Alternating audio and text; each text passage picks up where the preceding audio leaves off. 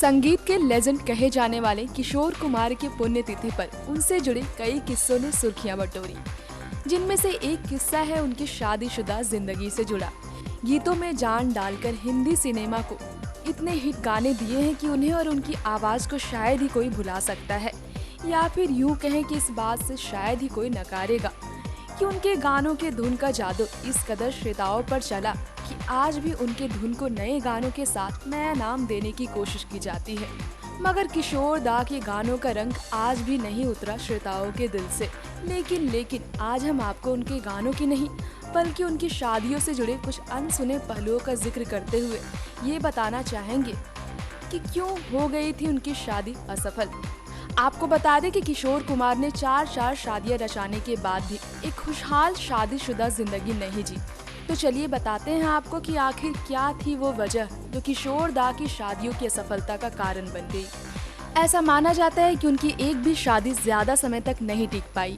Media reports के माने तो किशोर दा की पहली पत्नी रूमा घू ठाकुर दा यानी कि रूमा देवी थी। दोनों इसलिए ज्यादा समय तक नहीं साथ रह पाए क्योंकि दोनों की नजरिया मेल नहीं खाती थी।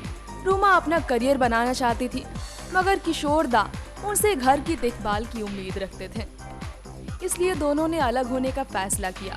बॉलीवुड एक्ट्रेस मधुबाला जो हृदय की बीमारी से जूझ रही थी, हालांकि उनकी बीमारी से किशोर अनजान थे, मगर उनका मानना था कि कस्में तो आखिर कस्में हैं, उसे कैसे तोड़ा जा सकता है।